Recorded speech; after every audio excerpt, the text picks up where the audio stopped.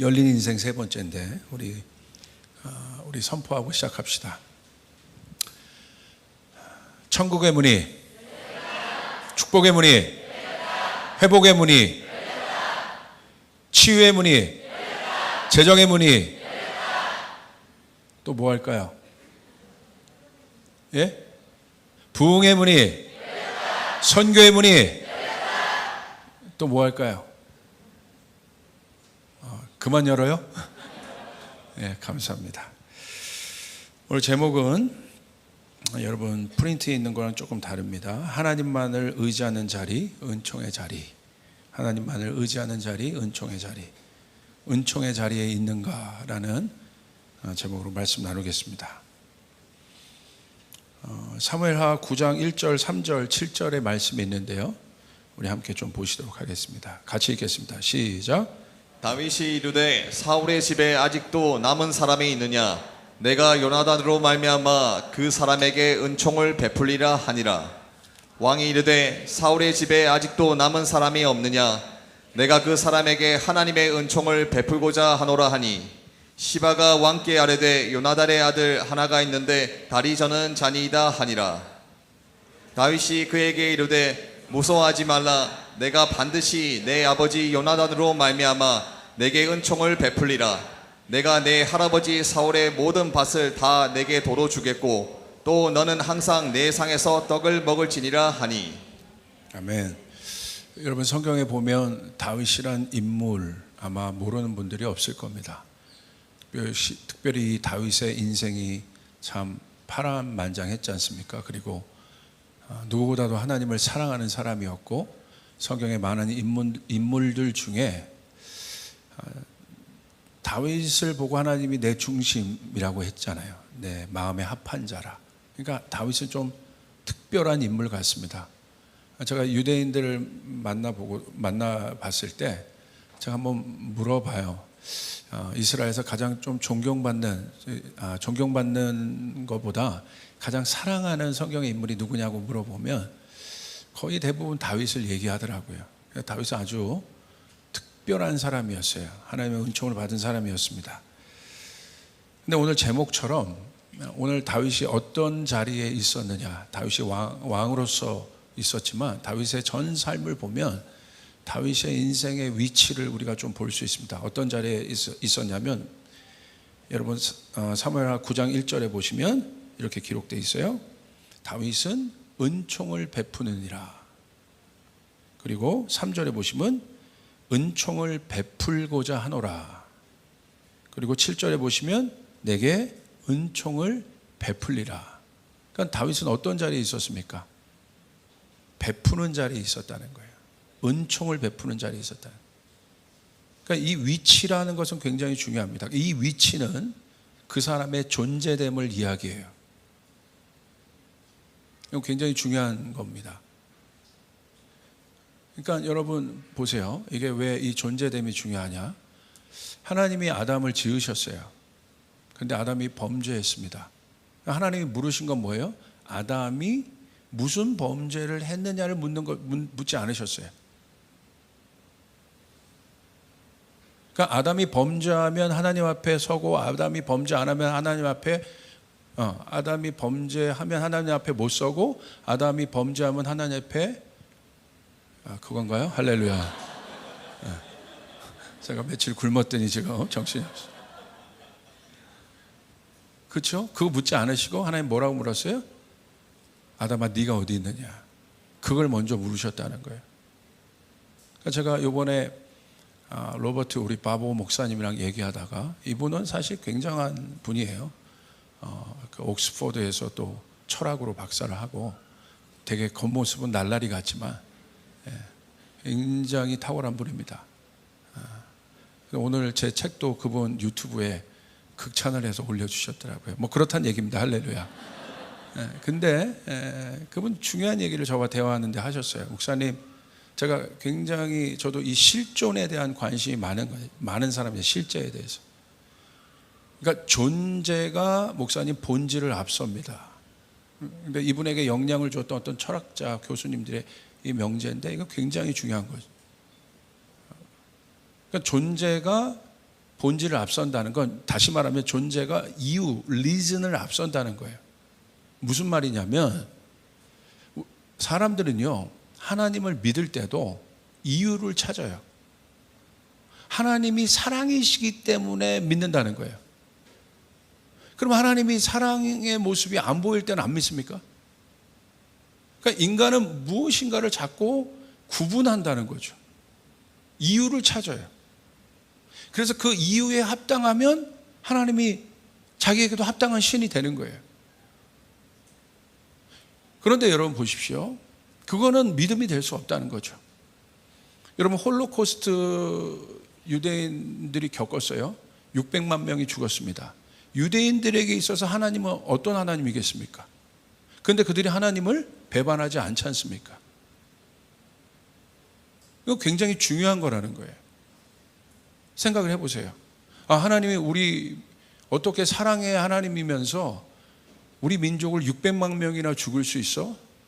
난 저 하나님이 사랑의 하나님이 아닌 것 같아. 그래서 안 믿을 겁니까? 아니라는 거죠. 하나님이기 때문에 믿는 거예요. 믿습니까? 그래서 존재가 본질, 리즌을 앞선다는 거예요. 그래서 믿음이 중요한 거예요. 하나님 앞에 나갈 때. 여러분, 우리 안에 이 신앙이 회복이 되어야 됩니다.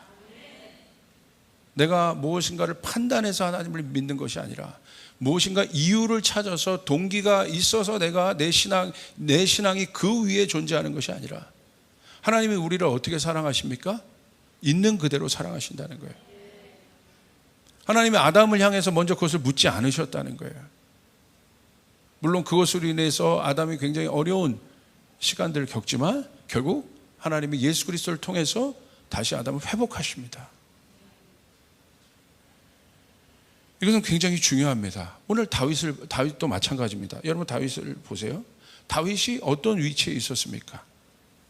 어떤 존재에 있었습니까? 그는 자신을 어떤 자리에 갖다 놨어요? 베푸는 자리에 갖다 놨다.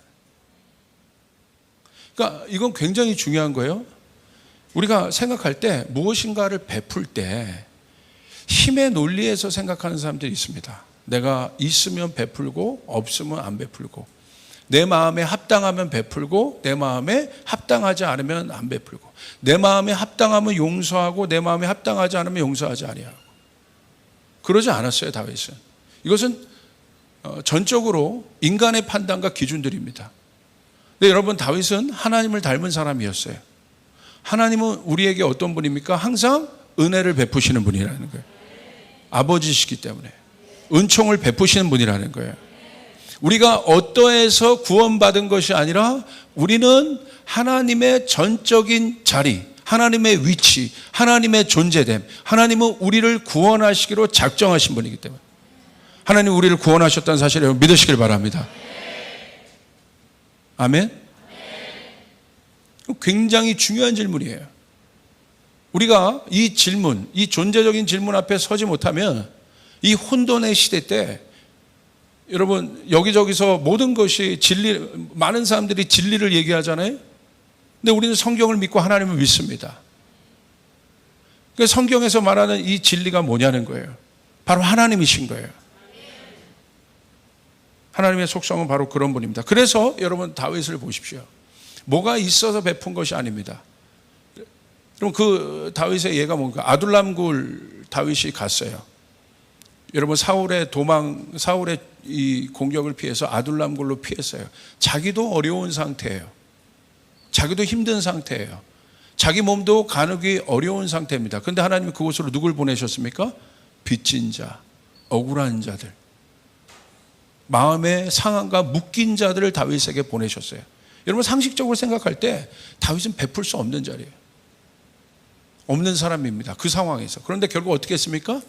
그들을 세워냈습니다. 그러니까 놀라운 거죠. 다윗은 항상 그 자리에 있었다는 거예요. 여러분 보십시오. 우리가 뭔가를 생각할 때 힘의 논리에서 생각하면 내가 뭔가가 있어서 베푼다고 우리가 자꾸 생각할 때가 많은데 베품은요 철저하게 마음으로부터 기인하는 겁니다. 마음에서 나오는 거예요.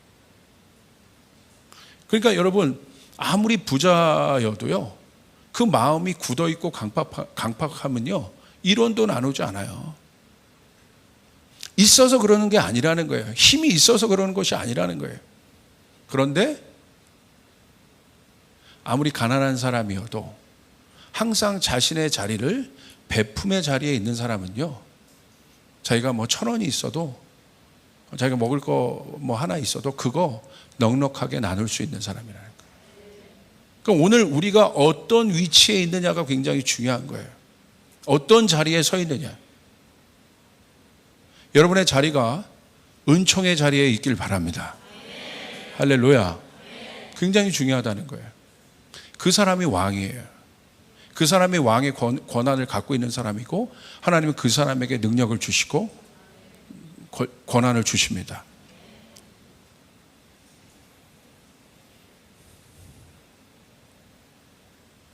영적 원리에서 가장 중요한 것은 눈에 보이는 것이 아니라, 그러므로 눈에 보이지 않는 것에 관심을 갖는 것입니다. 그래서 영적인 사람은 보이지 않는 어디에 관심을 갖냐면 마음에 관심을 갖기 시작합니다. 그래서 이 사람은 마음의 상태를 항상 중요하게 여깁니다. 내가 힘이 있어서, 돈이 있어서, 뭐가 있어서의 관심보다 그것을 다스릴 수 있는 마음의 상태가 어떠냐는 거예요. 이것이 굉장히 중요하다는 거예요. 저희 장모님을 보면 저희 외가댁에서 처음으로 예수를 믿으신 분인데, 보면요, 지금도 그렇고 그때도 그렇고 항상 퍼주는 사람이에요. 근데 얼마큼 퍼줘요? 너무 퍼줘요. 그래서 우리 형님들이 조금 불만이 있어. 엄마 너무 퍼줘. 예를 들어서 그 금촌에서 꽃가게를 하셨거든요. 근데 꽃을 좋아하셔서 꽃가게를 하셨는데 꽃가게가 망했습니다. 왜 망했냐면요, 가난한 개척교회 돌아다니면서 꽃장식 해주시느라고 장사를 안 하는 거예요. 할렐루야. 그래서 저희 장인어른이 열받아가지고 왜 그렇게 하냐. 그러니까 이분에게 있어서의 승리는 꽃가게 잘 경영해서 부자 되고, 그래서 내가 뭔가를 베푼다는 게 아니에요. 물론 그것도 중요하지만, 할렐루야. 이분에게 있어서의 믿음은 내가 있으나 없으나, 내가 꽃가게를 경영하나 안 하나, 나는 그것을 하는 사람인 거예요. 이것은 굉장히 중요합니다. 여러분이 아무리 어렵고 힘들고 또 낭망하고 부족해도 여러분은 하나님을 예배하는 사람입니다. 이게 진리라는 거예요. 할렐루야. 어떤 상황에서도 여러분 하나님을 예배할 수 있는 사람이라는 거예요. 이게 진리인 거예요. 그게 여러분인 거예요. 그래서 이 사람은 항상 어디에 마음을 가져요? 어디에 관심이 있어요? 마음에 경작에 관심이 있죠. 그래서 에스겔서 36장 26절 27절에 이런 말씀이 기록되어 있습니다. 우리 같이 한번 읽을 수 있습니다. 시작. 또 새 영을 너희 속에 두고 새 마음을 너희에게 주되 너희 욕심에서 굳은 마음을 제거하고 부드러운 마음을 줄 것이며, 또 내 영을 너희 속에 두어 너희로 내 율례를 행하게 하리니 너희가 내 규례를 지켜 행할지라. 여러분에게 새 영과 새 마음이 부어지길 바랍니다. 근데 새 영과 새 마음은 어떤 마음입니까? 뭔가를 많이 알고 힘이 있고 뭔가를 과시하는 마음이 아니라, 성경은 부드러운 마음이라고 얘기하고 있습니다. 27절에 보는 것처럼 하나님은 되게 놀라운 말씀이 있어요. 한번 보세요. 하나님의 영을 우리 속에 두어서 하나님의 말씀을 지키게 한다는 거예요. 다시 말하면 하나님의 말씀은 영적인 거잖아요. 그러니까 우리의 육과 힘으로, 우리의 지식과 어떤 것들로, 어떤 능력으로 하나님의 말씀을 지킬 수가 없다는 거예요. 그러니까 우리가 하나님의 말씀을 온전히 지킬 수 있는 방법은 하나님의 영이 우리 가운데 임해야 되는 거예요. 근데 그 하나님의 영은 새 영이라는 거예요. 그 새 영이 임할 때 우리 가운데 뭐가 생겨요? 부드러운 마음이 생기게 된다. 그래서 하나님의 영이 임하지 않는 사람은 하나님의 말씀을 어떻게 보면 역설적으로 말하면 지킬 수 없다는 거예요. 그래서 하나님의 영이 우리에게 부어진 사람의 특징은 마음을 경작하는 사람, 마음이 부드러운 사람이라는 거예요. 바로 그 사람이 어떤 사람입니까? 은혜를 받은 사람이라는 거예요. 그 마음의 부드러운 상태, 받은 사람. 이 받은 사람이 줄 수 있게 되는 거예요. 우리가 무언가를 받을 때 내가 받을 수 없는 사람인데 무언가를 받았어요. 내 노력이 아니라 무언가를 받았어요. 어떤 마음이 생기겠습니까? 감사의 마음이 생기지 않겠습니까? 좋은 마음이 생기지 않겠습니까? 그러니까 내 노력으로 얻어서 뭔가를 받은 사람은 감사보다는 자기 자신에 대한 뿌듯함이 많을 거예요. 내가 이만큼 노력했으니까 이 정도 얻을 만해. 그러니까 그 사람은요, 자기 계산에서 넘어갔을 땐 아무 일도 안 하는 거예요. 그러나 내가 부족함에도 불구하고 하나님께서 나에게 부어주셨어요. 근데 다시 말하면 뭐예요? 그건 내 거가 아니라는 거예요. 내가 뭘 해서 얻은 것이 아니라는 거예요. 하나님이 나를 사랑해서 나를 긍휼히 여겨주셔서 하나님이 주신 거예요. 그래서 얼마나 이 사람은 어떻겠습니까? 감사하겠습니까? 그러니까 자기 것이 아닌 거예요, 그게. 그러니까 베풀 수 있는 거예요. 그래서 바로 이 사람이 어떤 사람이에요? 은혜를 아는 사람이라는 거예요. 은혜를 아는 사람이, 은혜를 받은 사람이 은혜를 베풀 수 있다는 것입니다. 이것이 바로 이 베품의 완성이 누구십니까? 완성의 본이 예수 그리스도시죠. 예수 그리스도께서 우리 가운데 오셔서 어떻게 하셨습니까? 물과 피를 쏟으시기까지 우리를 사랑하시고 우리를 구원해 내셨습니다. 그분은 항상 베푸는 자리에 계셨어요. 십자가 위에서도 마지막까지 그분은 본인의 육신의 어머니를 걱정하고 남아있는 모든 사람들을 용서하시고, 십자가에서 어떻게 그런 고백을 하겠습니까? 그 처참한 그 장소에서 어떻게 예수님은 그런 얘기를 하셨겠습니까? 사람들은 예수님의 육신을 죽였으나 예수님의 마음은 죽일 수 없었다는 거예요. 예수님의 육신의 위치는 처참한 십자가 위에 못 박았으나 예수님의 마음 안에 있는 위치는 그분은 하늘의 왕으로 계셨던 것이에요. 그러니까 십자가 위에서도 그분은 베풀 수 있었다는 것이에요. 할렐루야. 그러므로 오늘 내가 갖고 보고 소유하려고 하는 것에 나의 위치를 두면 안 되는 거예요. 여러분의 마음의 위치를 하나님의 은혜의 보좌 안에 두어야 되는 것이에요. 십자가 안에 두어야 되는 것이에요. 그래야 그 사람이 진짜인 거예요. 흔들리지 않는 사람인 거예요. 이것이 중요합니다. 그래서 이 사람은요, 자신의 힘을 의지하지 않습니다. 진짜 힘이 무엇인지 압니다. 그래서 두려움, 걱정, 근심 이런 모든 것들이 이 사람에게 올 때 처음에는 어렵고 힘들 수 있으나 이 사람은 다시 금세 어디로 가요? 그 자리에서 함몰되지 않습니다. 그 자리에서 죽지 않습니다. 이 사람은 은혜의 보호자의 자리로 나아갑니다. 그리고 이 자리가 내 자리라는 것을 그들은 선포합니다. 나는 은혜 받은 자임을 선포합니다. 더 나아가서 은혜를 베푸는 자임을 선포하는 것이 굉장한 것이죠. 바로 그 갈망의 진짜 힘의 원리를 알고 있는 사람이에요. 여러분 보세요. 은혜의 자리에 있는 사람은 어떤 사람이냐? 바로 갓난아기와 같은 마음이 있는 사람이에요. 여러분 갓난아기를 생각해 보세요. 도움이 없이는 아무것도 할 수 없어요. 여기 우리 갓난아기들도 있는데, 그래서 엄마의 존재는 갓난아기에 있어서 전부와 같습니다. 그래서 엄마가 해주는 대로 다 이 갓난아기는 받아요.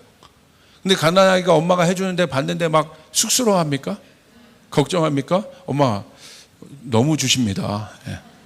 저 오늘 기저귀 너무 갈아주시는데요.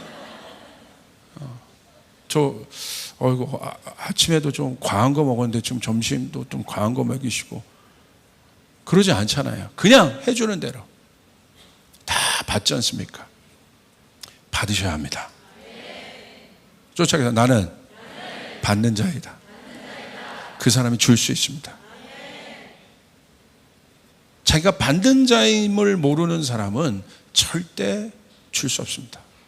받는 자의 위치에 선다는 것이 바로 마음이 부드럽다는 거예요. 거지 근성을 얘기하는 것이 아니에요. 하나님 앞에 그 모양으로 서는 거예요. 하나님, 그래서 하나님 앞에 구하는 것입니다. 하나님 나에게 힘을 주시옵소서. 하나님 나에게 능력을 주시옵소서. 하나님 나와 함께하여 주시기 원합니다. 그런데 여러분,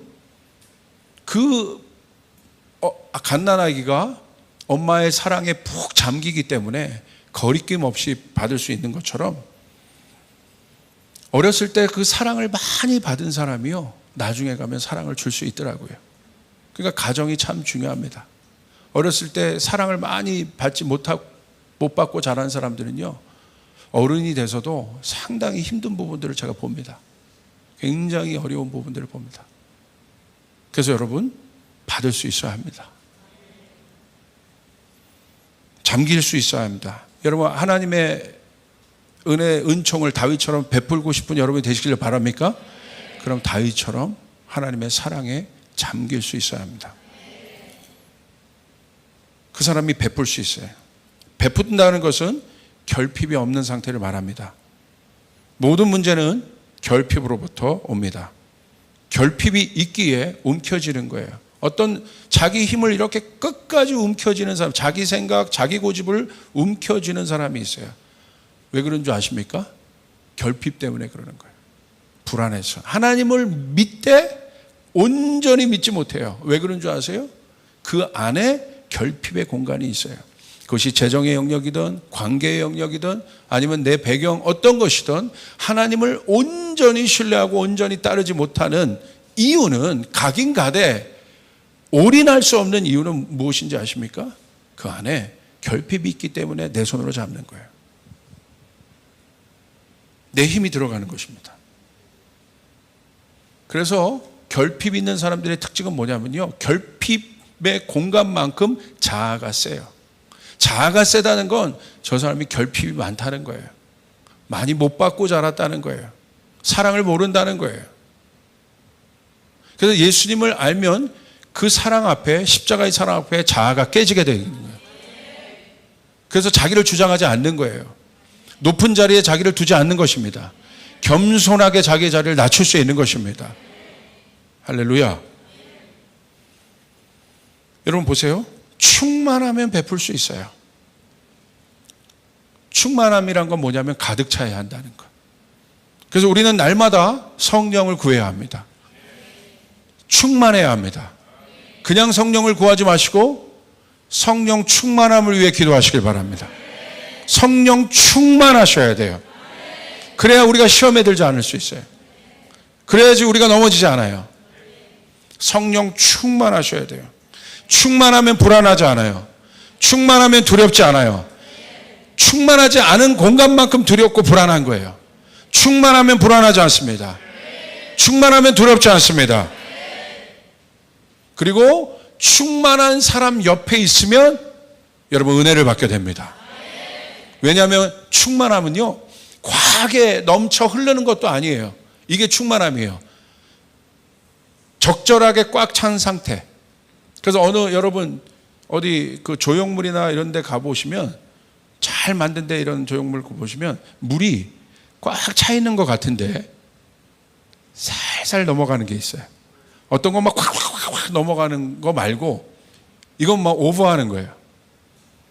제가 느끼는 성령의 충만하면 바로 그 상태입니다. 잔잔하게 끊임없이 마르지 않는 샘처럼 계속 흘러나오는 것이에요.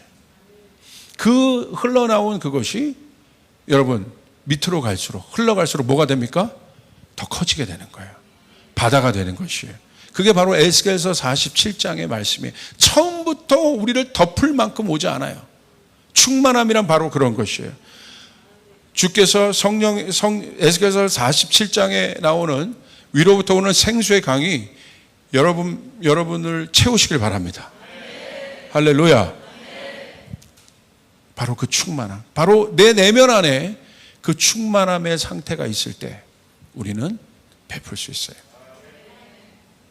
이것은 중요해요. 여러분의 내면의 상태는 어떻습니까? 여러분은 어디에 관심 갖고 계십니까? 여러분 안에 어려움이 있을 때, 힘들 때 여러분은 어디에 집중하고 계십니까? 바로 우리 내면 안에, 우리 그래서 여러분에게 말씀드렸지만 이 충만함은요 어디로 갈까요? 결핍이 있는 곳으로 흘러가요. 그러니까 여러분 충만한 사람 옆에 있으셔야 돼요. 그러니까 여러분 예수님과 가까워 주셔야 돼요. 예수님으로부터 오는 충만함은 어디로 흘러갈까요? 연약한 자에게 흘러가는 거예요. 결핍이 있는 곳으로 가야 되는 거예요. 이게 바로 예수님으로부터 오는 충만함의 비밀인 거예요. 그러므로 성령으로 충만한 사람 옆에 있으면 여러분 그 사람 옆에만 있어도 여러분 힐링을 받게 돼 있어요. 치유를 받게 돼 있어요. 생각이 변하게 돼 있어요. 이번에 우리 승부 기도회 때 우리 조슈아 팍 선교사님, 마이클 선교사 오는데 우리 모두가 충만함이 있었어요. 왜 그럴까요? 우리 안에, 그분 안에 있는 충만함이 흘러간 거예요. 우리의 결핍의 장소로 흘러간 거예요. 우리의 오해의 장소로 흘러간 거예요. 우리의 잘못된 생각 안으로 흘러간 거예요. 그렇게 될 때 그곳에 돌파가 있게 되는 거예요. 할렐루야. 이게 비밀인 것이에요. 사랑하는 여러분, 여러분도 그 자리에 서 있기를 주님의 이름으로 축복합니다. 그 은혜의 자리에 있기를 여러분 주님의 이름으로 축복합니다.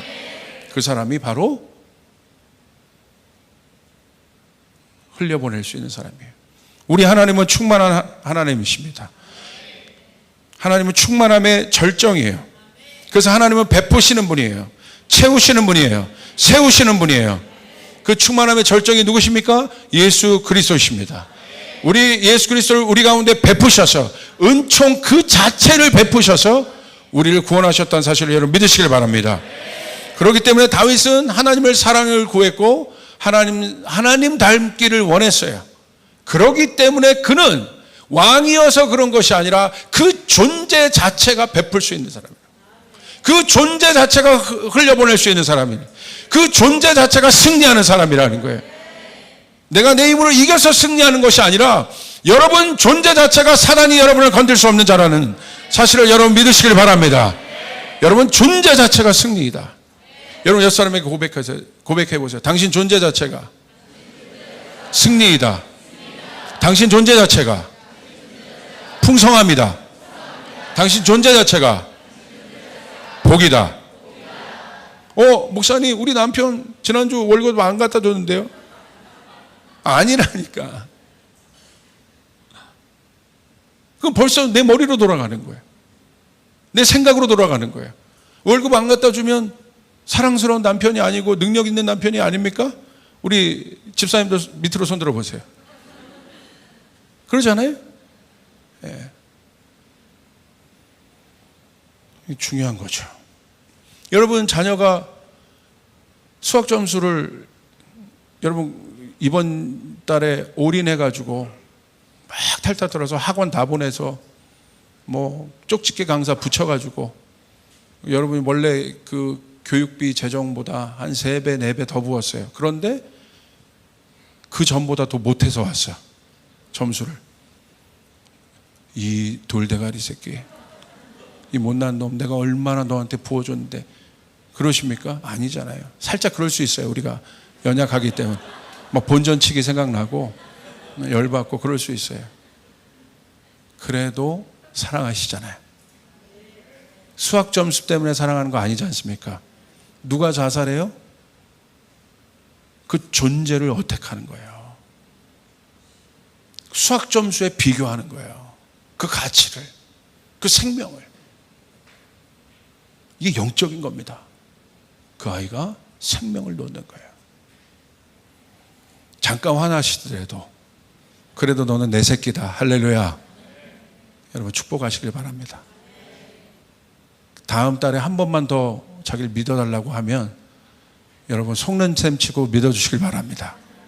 한두 번 속았나? 네. 그 아이가 결국 여러분을 가장 행복하게 할 아이입니다. 네, 믿으시면 아멘 합시다. 저는 저희 아버지에게 이런 존재적인 멘토링을 많이 받았어요. 저희 아버지가 제 책에도 기록했지만 아버지가 어느 날 저를 데리고 어디 저기 산골짜기로 들어가시더라고요. 그때 다마스 봉고차였는데 그게 저를 옆에 딱 태우시고 갑자기 그 노래 하나를 딱 트시는 거예요. 찬양. 그리고 그 다마스 옆 의자를 딱 누우라고 하시더니 딱 눕는 거예요. 그러더니 지훈아, 진짜 조용하지? 당연히 조용하죠. 어딘 줄 아세요? 공동묘지입니다. 여기는 아버지는 그런 거예요. 아빠는 사람들의 말이 복잡할 때 여기 와. 조용하잖아. 죽은 자는 말이 없잖아. 할렐루야. 우리가 십자가 위에서 죽었습니다. 우리는 은혜로 사는 존재임을 여러분 믿으시길 바랍니다. 이런 티칭을 받았어요. 이런 티칭을.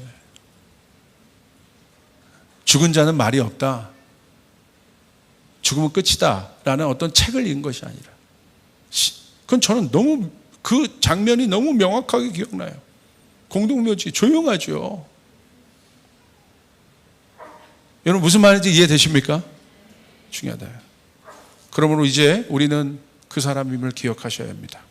오늘 이 다윗이요, 사무엘하 9장 13절에 보니까 오늘 내가 은총을 베풀리라 하는 건 누구를 향한 얘기냐면요, 무비보셋을 향한 이야기예요. 여러분 무비보셋이 어떤 사람이었습니까?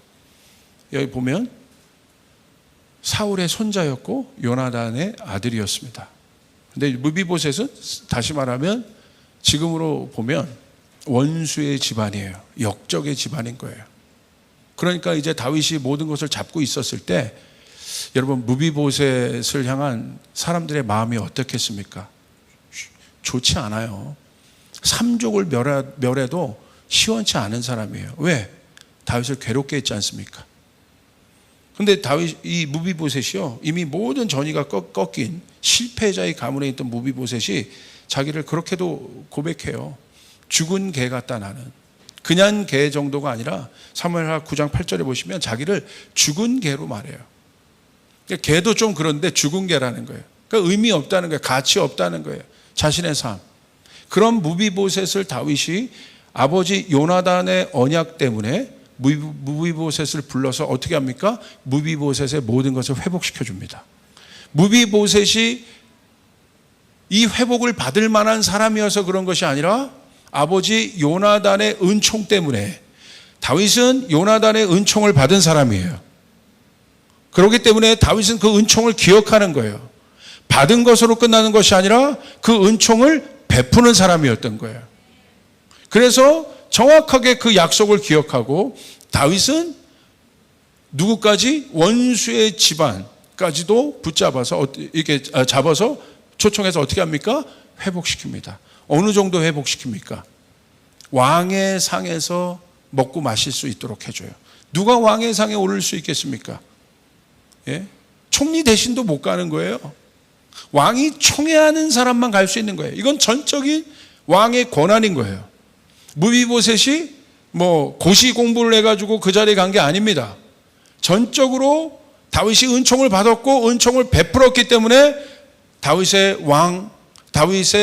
왕의 테이블에서 그가 먹을 수 있었다는 것이에요.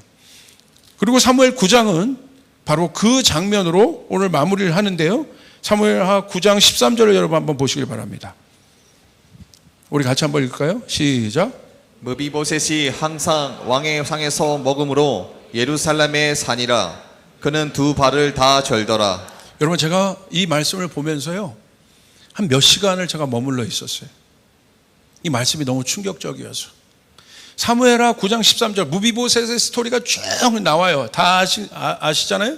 그리고 9장 13절에 이렇게 마무리가 됩니다. 무비보셋은 항상이라는 거예요. 특별한 때만 그런 것이 아니라 항상 왕의 상에서 먹음으로 예루살렘에서 사니라. 예루살렘은 뭐예요? 가장 중심부입니다. 왕이 사는 곳입니다. 이건 뭘 말하는 거예요? 은총의 삶을 얘기하는 거예요.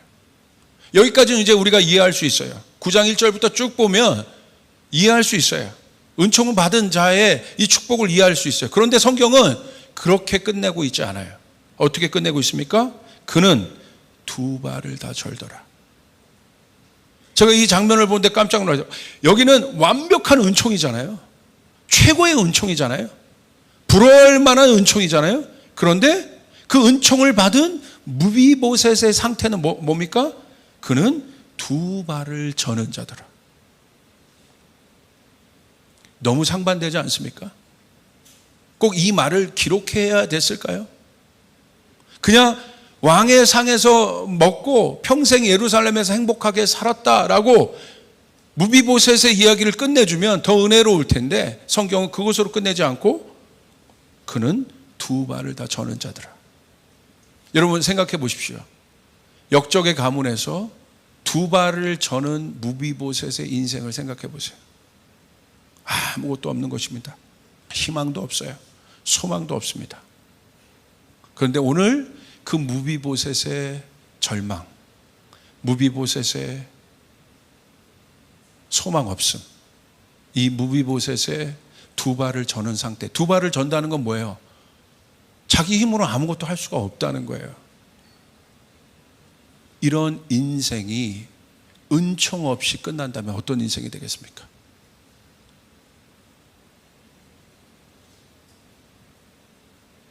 하나님의 은총이 없었다면 무비보셋의 인생은 어떤 인생이 되겠습니까? 정말 개처럼 살다 죽었을 거예요. 처참하게 살다 죽었을 거예요. 어디 동네 갈 때마다 역적의 아들이라 하면서 맞고 살았을 거예요. 어렵게 살았을 거예요. 힘들게 살았을 거예요. 절름발이라고 욕먹으며 살았을 거예요. 그런데 이 두 절름발이 무비보셋의 인생을 값어치 있게 해줄 수 있었던 것은 은총이었다는 사실이에요. 다윗의 은총이었다는 사실. 제가 이 말씀을 보면서요 이런 생각을 해봤어요. 저는 항상 다윗과 요나단 또 뭐 그런 것에 우리를 대입하길 좋아하잖아요. 근데 처음으로 제가 제 자신을 무비보셋에게 대입을 해봤어요. 그렇다. 가만히 나를 돌아보니요 저는 절름발이 인생이었어요. 한 발을 저는 정도가 아니라 두 발을 다 저는 절름발이 인생. 저의 사역도, 저의 가정도, 저의 태생도 절름발이었어요. 이런 절름발인 내가 이렇게 살았으면 어땠을까? 이런 절름발인 내가 돌아보니 뭐 자랑할 것이 없어요. 하나님 앞에서도. 이걸 보는데 이게 저더라고요. 절름발이. 지금까지 온 사역도 돌아보면 마찬가지. 하나님의 은총. 하나님의 은총 때문에 설 수 있었고, 하나님의 은총 때문에 나갈 수 있었고, 하나님의 은총 때문에 이렇게 좋은 성도들을 만날 수 있었다는 거예요. 제가 어떠해서 그런 것이 아니라. 그러면서 무비보셋 가운데 부어진 하나님의 은총이 그 순간 저한테 부어지는데 눈물이 쏟아지더라고요. 하나님 기억하겠습니다. 은총 받았다. 나 이제 끝내주는 사람이야. 나 이제 나는 은총 받았으니까 다윗처럼 뭐 떵떵거리면서 이렇게 살겠다가 아니라 주님 음성이 있었어요. 은총 받은 자는 절름발이더라. 여러분 기억하셔야 합니다. 우리가 두 발을 저는 절름발이었다는 사실. 하나님 때문에 살게 된 것입니다. 하나님 때문에 오게 된 것입니다. 하나님 때문에 서게 된 것입니다. 할렐루야. 우리가 지금 가야 될 자리는 어느 자리입니까? 바로 은총의 자리입니다. 내가 절름발이었던 그 자리, 그런 나를 주께서 세우시고 나를 이끄시는 그 자리로 돌아가 하나님을 경배해야 될 것입니다.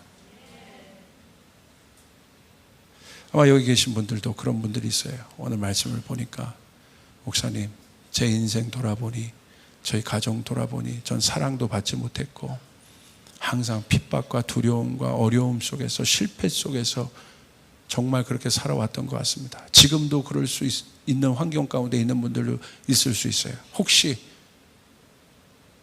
어두움이 여러분을 그렇게 정죄할 수 있습니다. 혹시 그렇습니까? 여러분 기억하십시오. 여러분 은총 받은 사람이고 은총을 베푸는 사람임을 기억하십시오. 하나님 때문에 오신 것입니다. 기도하겠습니다.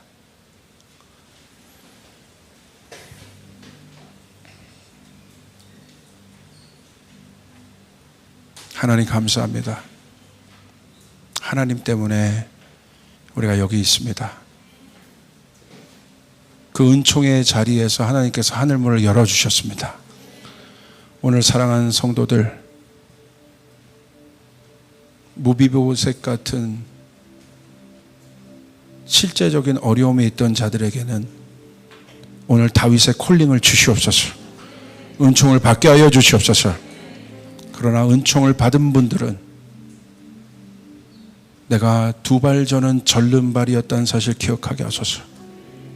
나의 어떠함 때문에 은총을 받은 것이 아니라 예수님 때문에, 예수님의 언약 때문에 오늘 나는 은총 받을 수 있는 사람이라는 것을, 왕의 테이블에서 밥을 먹을 수 있는 사람이라는 것을 주여 기억하게 하여 주시옵소서. 그 자리로 가게 하여 주시옵소서. 주님 감사합니다. 축복합니다.